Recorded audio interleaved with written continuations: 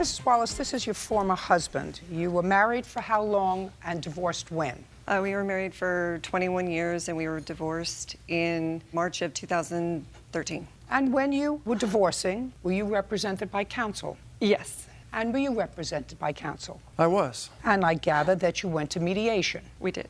And as part of the mediation in Idaho, while both were represented by attorneys, you reached a financial settlement and everything including property, house, cars, interest in each other's IRAs. You reached that agreement. Yes. Now, this is what the case is about. This is why I ask you all the preliminary questions. Because shortly thereafter, you claim that you got a letter from the IRS indicating that there were taxes owed on an IRA that had been taken out early. And that money that was owed because during the course of the marriage, Ms. Wallace said that you took out money from her IRA, and she didn't know about that on 3 separate occasions. You want that money back. Correct. That's not happening. Go sue your lawyer for malpractice if you think that you were misrepresented. But once a divorce is finalized, we do not allow you to come back and say in another court, sorry, I want a do-over.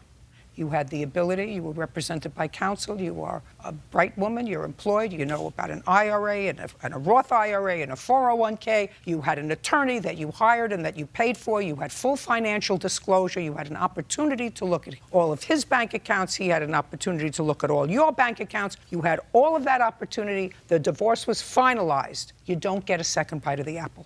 But I don't know how much simpler I can make it for you. But I was unaware during the mediation process that he had made withdrawals. That is your problem. You had all the documents. You had your financial information. You have all of his financial information. Your attorney looks at all of your financial information. Look at his financial information. Now your problem is one of the taxes. Who's supposed to pay the taxes? Taxes really aren't due because this was a Roth IRA withdrawal, and you can withdraw contributions tax-free. So when I did file our joint taxes, I should have filed a 1099-R, but I didn't receive one from the investment company, and I had forgotten about it at the time. So I think all we have to do to rectify that is to get that tax form and send it to the IRS. Well, I suggest you do that. I can't do it because it's her account. Well, maybe who is the IRS coming after? Well, we filed jointly that year. So they'll eventually come after both of you, unless you fill out the form. And I did fill out the form, but I believe that he committed fraud because he took out funds online without my permission, without my consent. During the mediation process, I have spreadsheets that say post-IRA, post-tax, I am supposed to get this amount. And so in mediation... Very carefully, again, you're represented by counsel. Everybody signed all of the documents that they were fully familiar with everything in their documents and in their spouse's documents, because that's what it is when you have mediation. I'm familiar with all the mediation documents. Yes, and I checked the balance, but I didn't check transactions because I never made it. I can't help you. It's over. It's finished.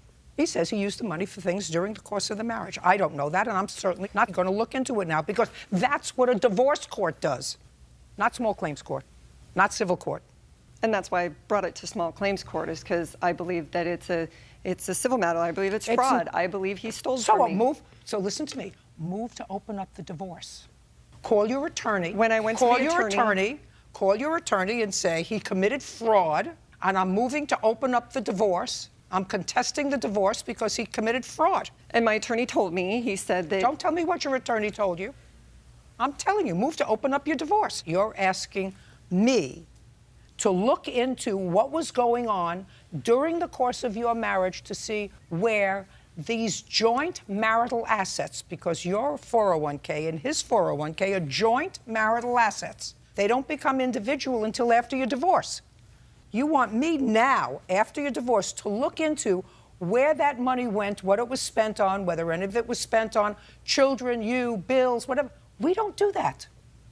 The divorce finalizes your status and everything that has to do with finances up until the date that that divorce judgment is signed.